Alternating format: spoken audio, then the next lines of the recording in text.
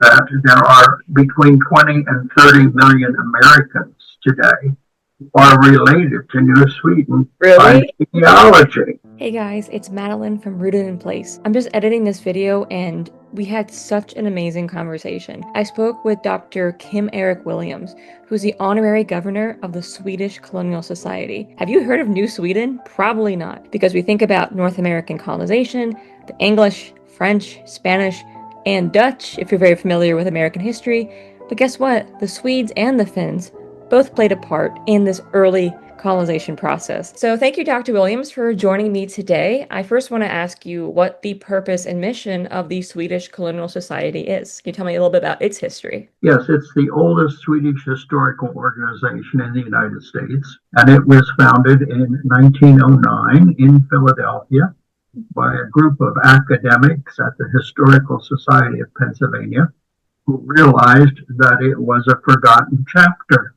Most people in Pennsylvania seem to think it began with William Penn, but of course that's not true. New Sweden was here before William Penn was born, and that history hadn't been told. And among the people who were founding it was a historian who was working at the time on a 2-volume history of New Sweden. His name was Amandus Johnson. He had been born in Sweden. He had his master's degree in Colorado and then went to the University of Pennsylvania for a doctorate. And while he was there, he became fascinated with New Sweden. And so he eventually published a 2-volume massive history full of footnotes about New Sweden, so that it turned out to be one of the best documented of the 13 colonies because of his research. And so the idea with founding the society was to support him and to support his books and his scholarship, but also to help people realize that there are between 20 and 30 million Americans today who are related to New Sweden by Really? genealogy. Whoa, And, a lot. and I'm one of them. Really? Oh, that's so cool. I have 3 ancestors in the New Sweden colony at least. Wow. Of course, it's 11 generations back to Swedish traditions. Yeah. But I learned as I went, and I became fascinated with them. And the Swedish Colonial Society has continued to raise the banner about New Sweden history. Yeah. It's active in restoring sites and making them available to people, and it continues to publish. We just finished a couple of years ago doing a 13-volume hardbound history of Gloria Dale Swedish Church in Philadelphia, which is the oldest church in the state of Pennsylvania. Wow. With all of the Swedish records now available in English for the first time. So we've had a long history of being in the area and trying to interest people in a short but very fascinating part of American history. Oh, that's fascinating. Do you think there's a lot of Americans today that don't know that they have connections to New Sweden? I think there are very many. Yeah. We have over 600 members Oof. in the Swedish Colonial Society, and most of them are people that we have helped with genealogy. We have over 300 families that we've helped with their genealogy. That's one of our big programs, that we will help people get started with genealogy. If they know a couple generations back, we can help them to get started and begin to understand that they are Swedes. So in fact, while we began as a Philadelphia organization, now most of our members do not live in Pennsylvania. They're in Texas and Minnesota and Canada and Sweden and all over the place. So we've become an international society really because of genealogy, because of people's interest in trying to find out, what their background is. So that's one of our big programs. Publishing is one, genealogy is the other, and the third is historic sites. That is so cool. I did not realize the extensive work that's being done by the society. It's not just a club right? It's not just a historical interest group. It is a full-on research institution that is essentially re-educating everybody about America and how the fabric of how America is founded, especially in our 250th year. That's very important. Yes, and of course we have a signer of the Declaration of Independence, John Morton, who spoke Swedish and was a Swedish Finn and was Whoa, baptized at Old Swedes Church in Philadelphia. what? We do have even our own Scandinavian signer of the Declaration, and we have been talking about that a lot, and we will more during this year because he was born right near our headquarters in Essington. He was born in Ridley Park, Pennsylvania. I did not realize there was a Swedish heritage signer of the Declaration. That is mind blowing to me. And as someone who studies American history, I feel like I should have known that, right? Well, actually, he was one of the ones who died just a year after the Declaration. He had a long history of working in Pennsylvania, in the Pennsylvania Assembly. He was very active. He was a sheriff in Chester County. He was a surveyor, very well thought of. And he probably would have been governor of Pennsylvania or done more if he hadn't died at such a young age. Oh, man. But he's a very interesting person because he was actually very careful about coming to be in favor of the revolution. Oh. His contacts with so many people convinced him that it was right. Okay. So he basically shifted his view later on, probably at the last hour, right? Yeah, well, working as a delegate and a speaker for the Pennsylvania Assembly made him a part of the institution. Mm-hmm. So here is the Pennsylvania Assembly meeting in the State House, or Independence Hall as we call it now. He's meeting upstairs and no one is coming to his assembly anymore. They're all meeting downstairs, Yeah. And he finally decides, well, maybe I should be downstairs. Yeah. Yeah. So what is your role with the society? What is it that you do here? Well, I've been the governor. I've done a number of things. Right now, I'm the historian. So that means that when we published those 9 books, I did the translations from Swedish to English because I lived in Sweden for 2 years. So it was possible for me to do that. Mm-hmm. And we have a publication that started out actually in 1990 as a newsletter where we talked about our social events and things like that. It's now become a historical journal. And so it's the Swedish Colonial Society journal, comes out twice a year. And I always have an article in that about some historical person or a site or something of that nature. So we realized that with a membership that's now international and not local anymore, we need to continue to be interested in research and show people the things that we're discovering and finding out, and the really fascinating personalities that are involved with the whole story. So let's talk about New Sweden. What drove Swedes to want to settle in the New World? And what would drive them to settle in the Mid-Atlantic? Well, there's a couple answers. One is that, of course, Sweden was a superpower, and people can't believe that. Yeah. But in the 17th century, they were involved in the 30 Years' War, and they were really one of, you could call, the winners in the 30 Years' War because they ruled the Baltic after that point.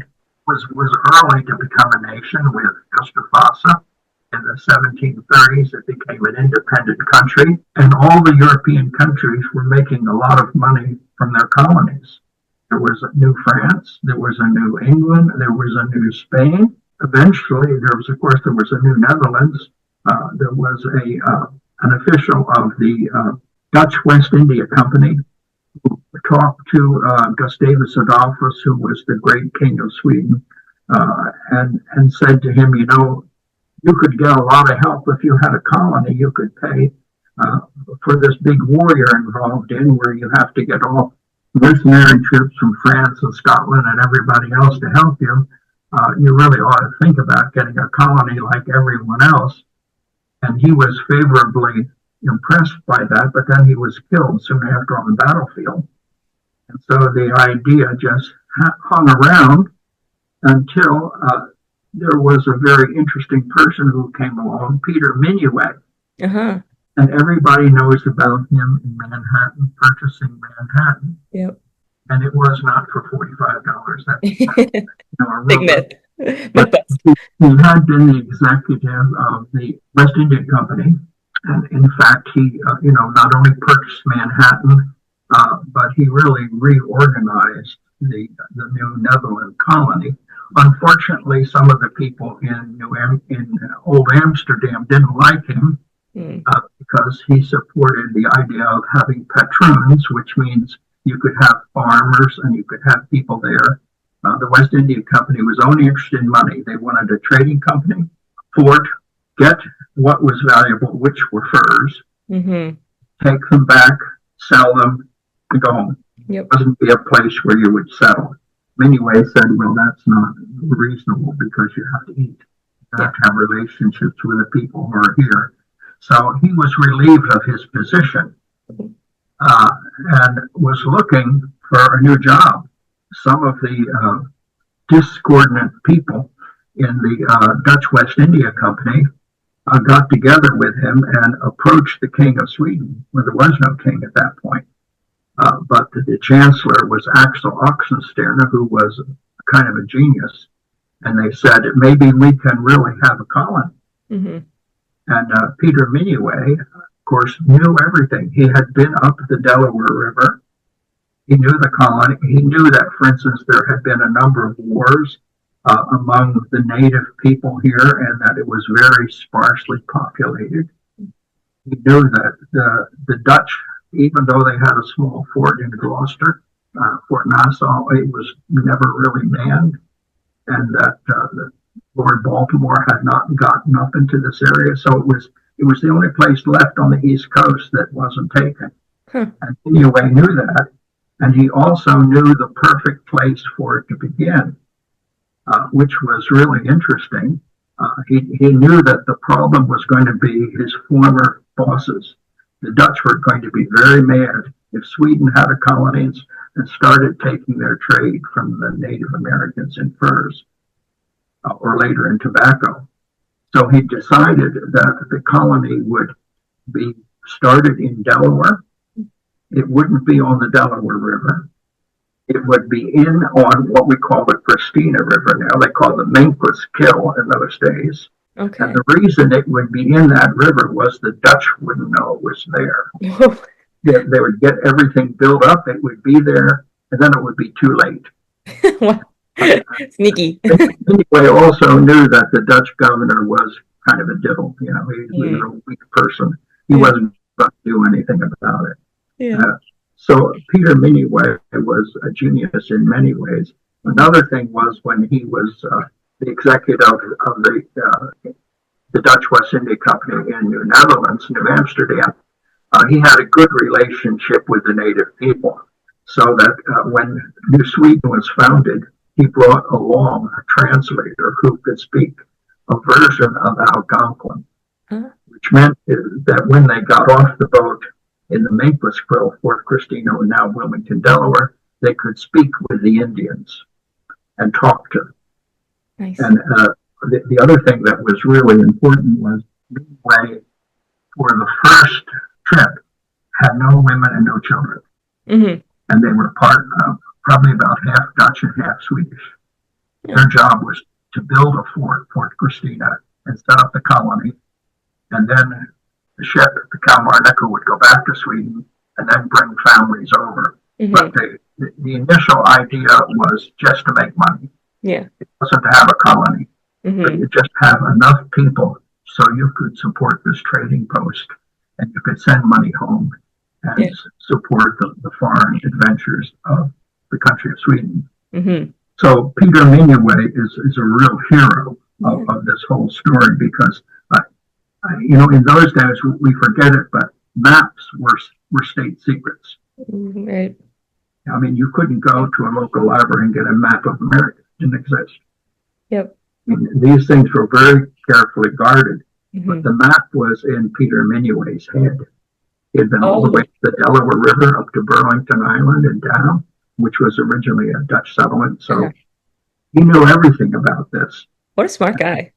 Yeah, he was. One of the tragedies of the New Sweden colony was after he had gotten everything settled, they decided they would go back, sort of backwards, really. They would go back to the West Indies and try to sell some of the things that they had there, and then go back to Sweden. And they were at the Isle of St. Kitts, and they had put in there. And while they were there was a Dutch ship, and Peter Minuit knew the captain. And the captain said, "Why don't you come out to my ship? We'll have a little aquavit together. Mm-hmm. Tell me about your adventures. I'll tell you what I've been doing." So these fellows are out on the Dutch ship, and a tornado comes, a hurricane, and that ship is never seen again. Oh. And Peter Minuit is taken away. So this great leader who knew everything about starting a colony and knew where they would get away with it, was then lost. So that was one of the first difficulties that the colony had. Actually, they never made money at all. But there were some very interesting things that happened in the history, especially during the time of the famous governor, Johann Prinz. He was the third governor. Mm-hmm. He came in 1643, and when he came, he said, "This is ridiculous having a capital way inland like this. You have to control the river." Yeah. Here. So he moved the capital from what's now Wilmington, Delaware, on the Christina River, to Tinicum, which is Essington, Pennsylvania, right now, right beside Philadelphia Airport, mm-hmm. because it was a partial island. It was also a Lenape settlement. And that, for the Swedes and Finns, was considered good, because if the Lenape are there, guess what? They're going to show you where to hunt, how to fish in the area, where the shoals are in the Delaware River for your boats. So this all looked good, and because it's a kind of an island, more of a swamp, but anyway, sort of an island, then a large group of Indians or Dutch would have a hard time going through that and to get rid of you at that particular island. So Governor Prinz came in 1643, and he also was a fascinating person. He was more than 400 pounds and over 6 feet. In that day? Wow. In that day, and I don't think that Lenape had ever seen a person 600 pounds. No. And being an ex-soldier, he was very gruff and loud. Mm. And he had very few soldiers, so it was good that he was. Yeah. Because he couldn't make an impression. But one of the first things he did, not only to move the capital to Pennsylvania, to Essington, so that was the first European settlement in the state of Pennsylvania. Mm-hmm. He also established a fort in New Jersey near what's today Salem, because he realized if foreigners came up the Delaware River, he had to have control. Mm-hmm. So he put Fort New Elmsford near Salem and put some cannons down there so he would have control of the river. And the Indians were amazed. They called him Big Belly. Oh, yeah. He was smart to deal kindly with the Indians always, because he realized, he didn't have very many people. And even though the mountain was sparsely settled, mm-hmm. they really needed them. And without their help and without the food which they gave Swedes and Finns who came there, settlement would have not survived. Right. And he was smart enough to know that, Mm-hmm. So it was only in New Sweden where the Europeans did not massacre the Indians. Oh. That's a light in the darkness. Yeah, there was. It was the only place where there was mutual respect. Mm. And some of the reason for that was the Swedes who came were not urban, mm-hmm. unlike Penn's people who were urban. They were all farmers. Right. And because they were rural, they got along well with Lenape. For instance, they had the same farming techniques, slash and burn. They both did the same things. In fact, some of the Finns who came were actually asked to leave Sweden because of their slash and burn agriculture, which was getting in the way of the copper mines, the forest for charcoal, for smelting. And they didn't want the Finns chopping down all the trees all over the place. In America, you could chop down as much as you wanted. And the Indians did the same thing. They even had Of course, the Indians had their sweat lodge and the Swedes had their sauna. Right. And, they could go out hunting together. Uh-huh. And they could go fishing together. Rather different than the people that William Penn brought over. They were afraid to walk in the woods because these were merchants. Right. Swedes were not very good at merchants, having 10 and 12 children almost every generation. Yeah. So that's why there's so many of them, because, it was a paradise. The taxes were low. The oil was great. There were no wars. So, they survived beautifully. Well, if it's such a paradise, what happened to them? Why don't we hear about New Sweden in our history books? Because the Dutch decided that they were too successful. They didn't want them being pushed out of New Amsterdam. And so finally what happened is the Dutch got a very strong governor, Peter Stuyvesant. Right, yeah. And he was sort of a doppelganger for Governor Prinz, in a sense. They were both sons of clergymen, interestingly enough. Both had gone into military careers. And of course, the picture of Peter Stuyvesant with his pegged leg and all that. He had been governor in Curacao. But he was a military man, and he said, well, we don't have to deal with this Swedish stuff, why should they be taking a better price than the Dutch? And I'll sell them all the time. And they were more and more perturbed with this. And so finally, Prinz had a very difficult time. One of the difficult times, although he was a genius in many ways, he was kind of a dictator. And he got very little help from Sweden, which was a real problem. And the reason was Sweden was involved in more wars. They were fighting for Denmark. They were fighting for what are now the southern provinces of Sweden to become a part of the country. They had all sorts of problems. They had a queen who wasn't interested. Queen Christina thought it was a waste of time. She tried to sell the colony. Nobody wanted to buy it because they thought it was a waste. He kept writing and writing. I need more people. I don't have enough. That there are between 20 and 30 million Americans today who are related to New Sweden by genealogy. Whoa! And people. I need more craftspeople. I need more cows and sheep. I need all these things. And he never got answers to his letters. And it was particularly bad because he didn't have trade items to deal with the Lenape. And, the Europeans and the Lenape had an entirely different view of property. Lenape believed that the world belonged to God. And you don't own private property. It doesn't exist. Don't put your fence around and say it's yours. So that when the Lenape signed the treaties with the Swedes, which interestingly were written in Dutch, so who was going to read them? The Lenape felt they were sharing the land. They felt it was like a condominium. And so they expected the Swedes to give them gifts every once in a while. Because we're friends. That's what you do. You give friends. And if the Swedes no longer had beads or cloth or copper pots or things that the natives wanted or muskets, the Lenape began to be, just discouraged and thinking, these people are not so good as we used to think. So this led to a bad atmosphere, because Prinz was really not supported. After 10 years, he finally went back to Sweden, especially the Finns, who were known for their forest peculiarities and agriculture, couldn't wait to go to New Sweden, so that the final boat, there was 100 people who couldn't even get on it. To come over in 1655. And before that, it was very difficult for Prinz to get people to go there, because America was considered to be a terrible place. Why would you go to America? I mean, you could be murdered by the inhabitants.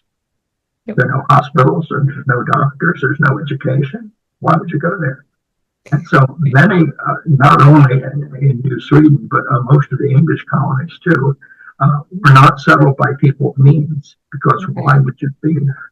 They were settled by debtors Many of the people who came to Sweden were petty criminals. So the quality of a number of the immigrants was questionable, let's say. Questionable characters. Questionable character.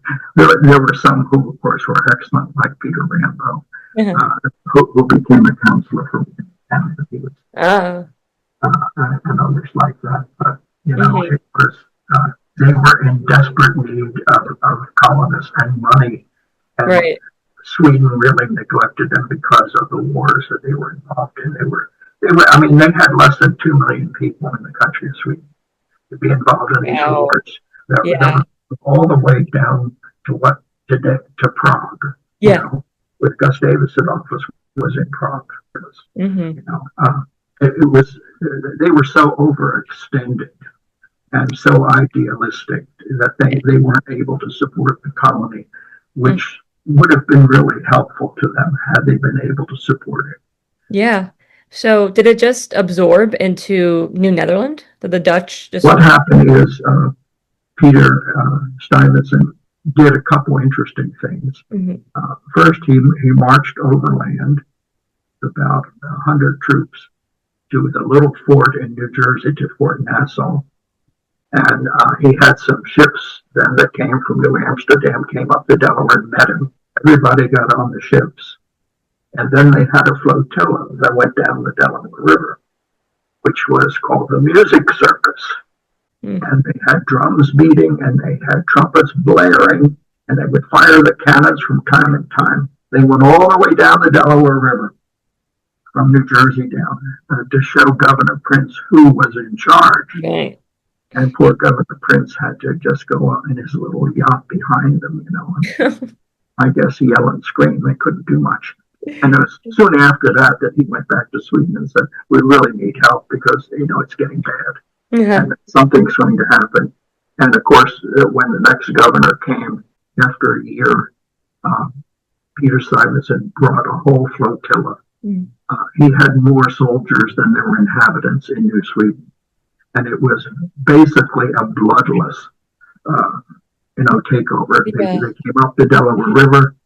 They stopped at what today is Newcastle, which had been, then they just demanded that the governor surrender. So they surrendered. And I think the only casualty was a Swede who was shot in the leg by the commanding officer because he was running away when the Dutch were coming. But unfortunately, the Dutch did rampage over the whole of Sweden colony.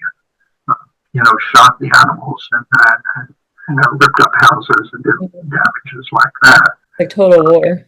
Yeah, unfortunately, because they were just angry, you know, at the fact that it was there. But one thing that helped them a little bit and could have helped them more, I guess, was that the Lenape knew the Dutch were coming and they had warned the Swedes. Oh, okay, good. Not only did they warn the Swedes, but when Peter Stuyvesant was on the Delaware, getting rid of the Swedes, the Indians around New Netherlands all got together and had a pitched battle against New Amsterdam called the Peach War, when like 70 or 80 Dutch people and families were murdered. When Stuyvesant is on the Delaware, he hears about this, he has to go back fast because he's worried about what's going on. And of course, the Indians were taking advantage of him being away, you know. So he came back and settled things, but that means that he didn't really have time to do much more damage to the colony. And in fact, about a year later, Stuyvesant gave them kind of independence. He called them the Swedish nation because he didn't have enough soldiers to tell the truth. Right. And so if they were Protestants, how bad could they be? You know, they're not terrible people, like the Spanish and the French, you know, which we cannot trust because who knows about them. But so the Swedish nation was, the Dutch founded that, and the Swedes had their own court back at Tillicum, had their own legal. Swedish was still the language. There was a Swedish church there that used Swedish all the time, and the government agreed to pay the salary of one Swedish clergyman for the Swedes who were there. and they had their own militia. Mm-hmm. And in fact, they were pretty proud of the militia, because when Stuyvesant wanted to attack the Native Americans in Esopus, which is today's Kingston, up on the Hudson, the Swedes said, "No, we do not fight with the Native Americans. We refuse." Yeah, so with this Dutch cooperation, this Dutch administration of New Sweden, essentially, what led to the New Sweden kind of side of things being forgotten? Is it because it was a Dutch administration run by New Netherland that we kind of lost a lot of the history of New Sweden or the Swedish perspective? Yeah, it's an interesting question. I think the main reason is because Sweden, well, when Penn came, he came with like 30 ships. Mm. I mean, it was incredible. Yeah.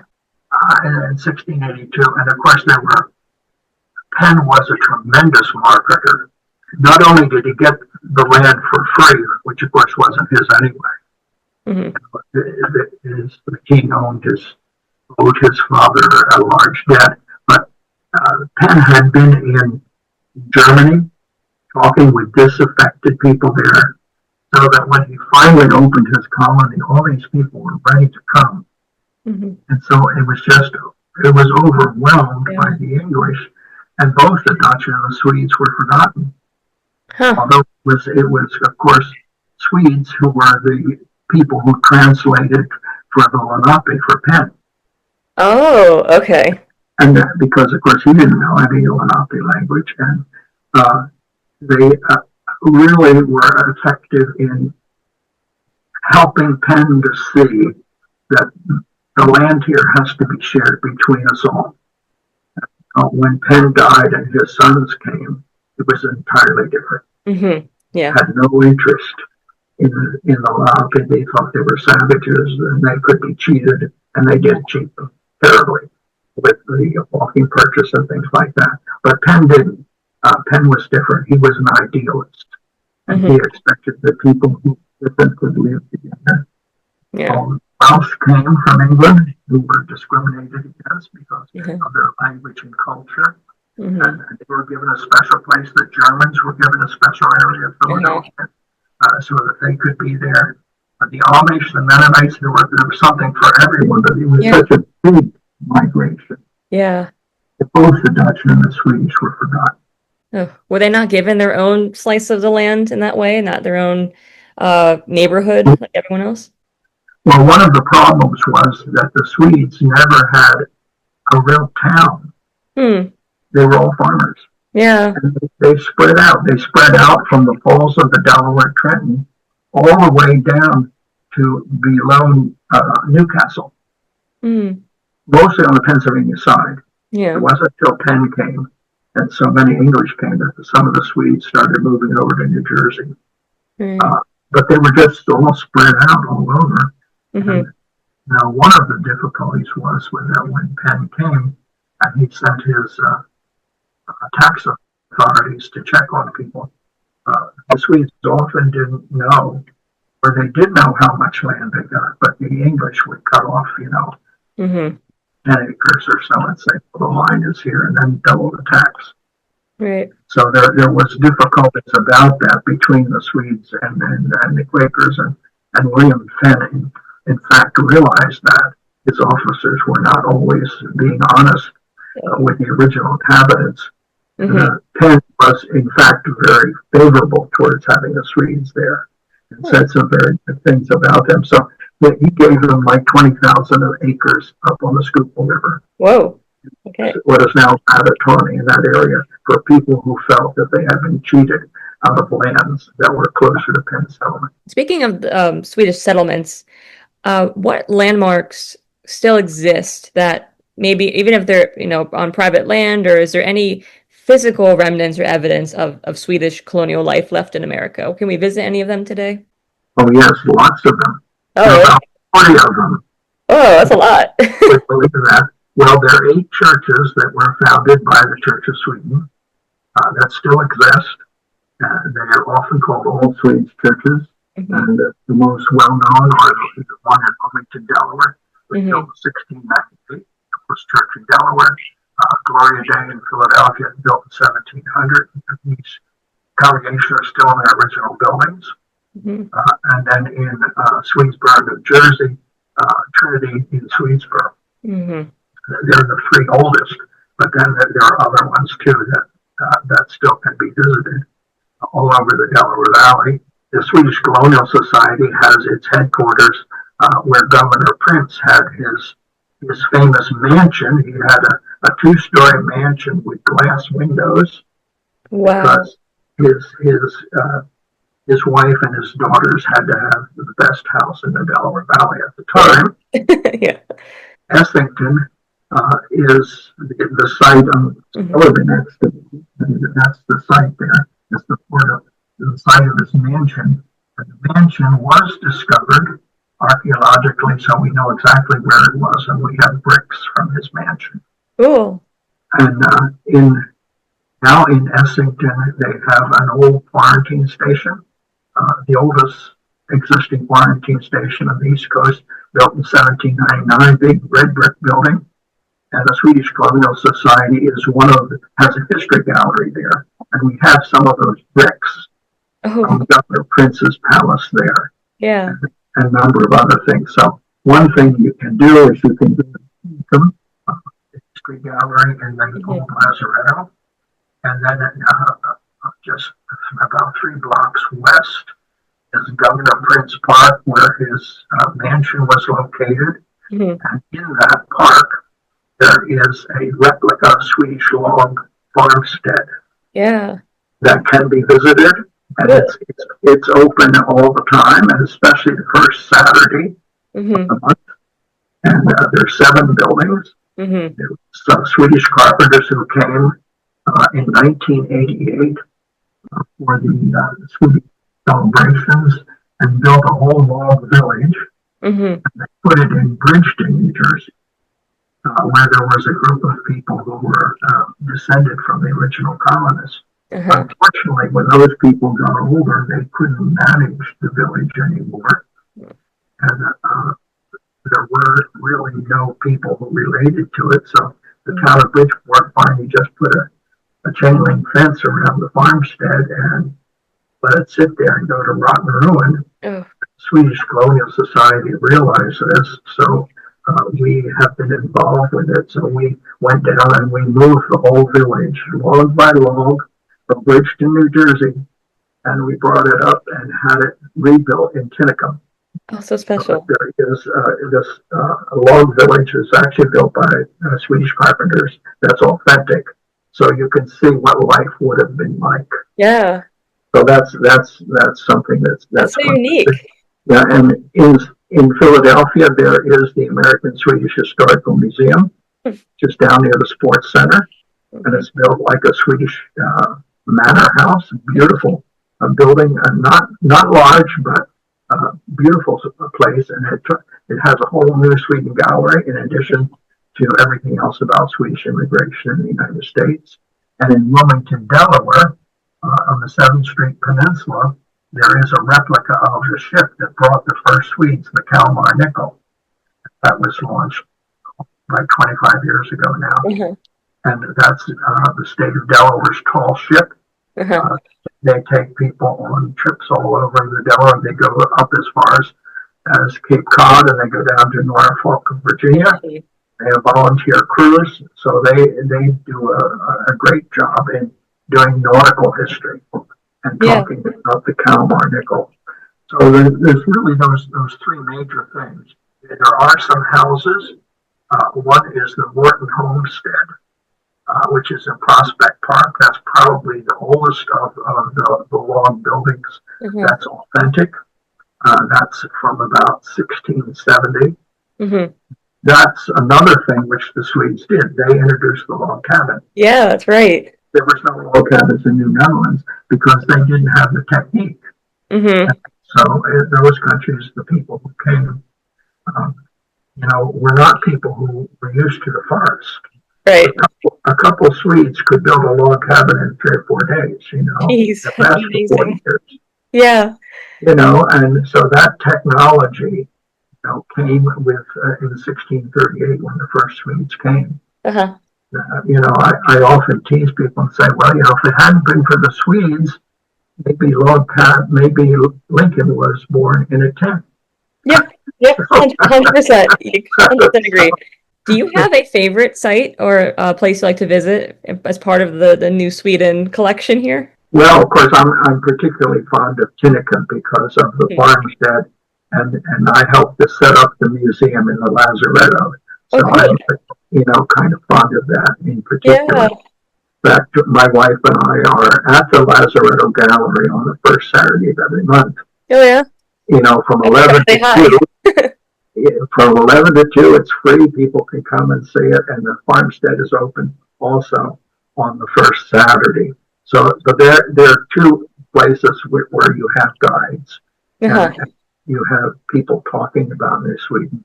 And of course, you can always visit the Swedish Museum, Yeah. FDR Park, because it's a beautiful building and they do a great job too. I didn't realize there were so many preserved sites because normally when we talk about colonial history in general, we rarely have anything original, or at least the same things are on like the same land. So to have so many churches still basically well maintained, especially for a culture and a society that all well disappeared, right? Or at least was absorbed into other colonies. Right? That's really But amazing it here. really was all the churches, because they had to use English, eventually became Yeah. Episcopalian. They're originally Lutheran, but Lutherans and Episcopalians worked hand in glove Mm. in the colonial days because neither of them had much clergy. So Hmm. they exchanged clergy back and forth. They were similar. They were both sacramental. They were both national churches at home, and they got along very well. Hmm. So that when it was necessary to use English in the Swedish churches, they just used the Episcopal Church books of the Right. Common Prayer. Hmm. They've been translating the Swedish liturgy, which is almost the same anyway.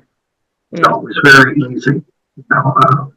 At Gloria Day Church, when the last Swedish pastor died in 1831, of all, I mean, he was really old. Yeah. His assistant was a grandson of a Swedish settler in Bavaria. So he was he was a Swede by ancestry. He had become a priest in the Episcopal Church. He wore the same surplice and black gown that the Swedish pastor did. He used the same book, so that when he took over, nobody noticed any difference. Right. It was Wow. just the same. Yeah. So that was very good that they had that kind of cooperative Hmm. relationship. Yeah. And that went way back to the early colonies. And one of the reasons was uh, there were actually two Swedish churches originally. The first one was at Tinicum. That's long since disappeared, and we think it's under the river. And then there was also one in Wellington. Hmm. Finally, the last of the Swedish pastors died, and they wrote to Sweden and said our churches are going to die unless we get some help. Yeah. So in 1683, three Swedish pastors came to renew the work of the Swedes on the Delaware, and they were still speaking excellent Swedish Hmm. afterwards. And this is when the churches began to really grow, that when they had their own pastors and they could extend faster. But that was, Sweden sent something like 40 Lutheran pastors over for these churches, as long as they needed the Swedish language. But after the revolution, they all used English and joined the Episcopal churches, which, that denomination wasn't founded until after the revolution. Uh-huh. What does the Swedish Colonial Society have in store for America 250 and any upcoming plans? Because we talked earlier about the Declaration of Independence signer. Is there any plans to tell more of the story, acquire any new landmarks, or anything in the works? Well, I think what we're planning now, we're just beginning to talk about this. June 6th is a Saturday, and that's Sweden's National Day. Ooh. It's just like Swedish 4th of July. So what we're planning is some 250th anniversary at Tinicum. Nice. And because we have three galleries there, we have the New Swedish one, we have the Tinicum Historical Society, and we have one devoted to Italian immigration to the Delaware Valley. Mm-hmm. So that we would have those three history galleries open that day. Prince Park would probably have things for children and families and food. We would do something about John Morton. We're not sure what, but of course since he was born in Delaware County, and it was in Delaware County, that would be appropriate for us to do something about him. And there has been preliminary planning, and I'm not sure if it'll work or not, but preliminary planning from Lenape to have a canoe flotilla come down the Delaware River. And if this comes to pass, what we would like to do is to have them come to the Lazaretto and be welcomed by the reenacting Swedes there. Oh, cool. So that we can talk about this relationship, brotherhood, which they had with each other. Well, we're just talking about that. We've already had a speaker about John Morton at a Christmas dinner, and we'll do more about him because he is really forgotten. In fact, one interesting thing is we have discovered through a researcher in Finland a picture of John Morton that's authentic. Really? There are other pictures of the Declaration that show Franklin and Jefferson and all these people. And one has always been pointed out as Morton, but nobody's ever said it really is Morton. So it's actually, it's in Louisiana, in Shreveport, Louisiana. It's a little cameo, actually. Yeah. But it shows him. So we're kind of excited that that's happened. Yes. And we have that in our gallery now, the real picture. That's so awesome. So that's a good thing that's happened about John Morton. Yes. And the other thing that's going to be happening, I don't think it'll happen this year, but maybe the next year, is there is a very famous monument in Wilmington, Delaware, at the rocks where the Swedes came in 1638. Carl Millis did this beautiful monument that Swedish children gave to the United States. It was dedicated in 1938 by President Roosevelt. It has a big granite pillar with a Delaware nickel on the top, and then all sorts of figures from New Sweden on it. And at the same time, the Speaker of the Parliament in Finland came and dedicated a monument to the Finnish settlers, and it was put in the town of Chester, because Chester was originally called Upland, and then part of it was called New Finland because of the Finns who settled there. Well, over the years, Chester has unfortunately deteriorated, and so the plans are afoot to move that beautiful monument where the marble actually came from Finland. Wow. Move it to Tinicum and to have it in Governor Prinz Park. Yeah. So we hope that that's going to happen. And we do have a website. Yeah, so where can we find you guys? Yeah, www.colonialswedes.net. Excellent. And lots of information is there. Lots of historical things are there. There's pictures of the farmstead. There's a history of New Sweden. There's a list of the sites in Lower Valley. And if anyone thinks or believes they have if anyone believes they have genealogical connections to New Sweden, should they contact you through that website? Yes, absolutely. We have a forefather director. And she's very clever at helping people. We won't do the work, but we'll show you how you can do the work. Of course. Yeah. We had a very famous genealogist, Dr. Peter Craig, who was our genealogist for like 40 years. And his huge personal library we inherited. He lived in Washington, D.C., was a former lawyer. So we inherited all of his books and manuscripts. He lived in a 3-story large house with 4 bedrooms. Wow. There were books all over, every place. A dream. So we went down to Washington with a U-Haul truck. We picked up all his books, all his manuscripts, everything.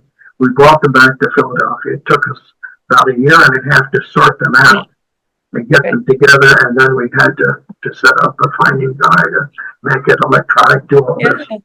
And so, that was one of the things that we did. And then when we were finished, we gave it to the Historical Society of Pennsylvania so that it's available for the wider public.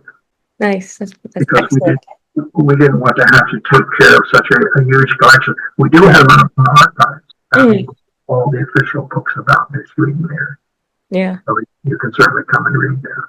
So I want to thank you so much, Dr. Williams, for speaking with me today. I hope you guys enjoyed that awesome interview. I've included the links to the Swedish Colonial Society down below, so go ahead and check that out. Until next time.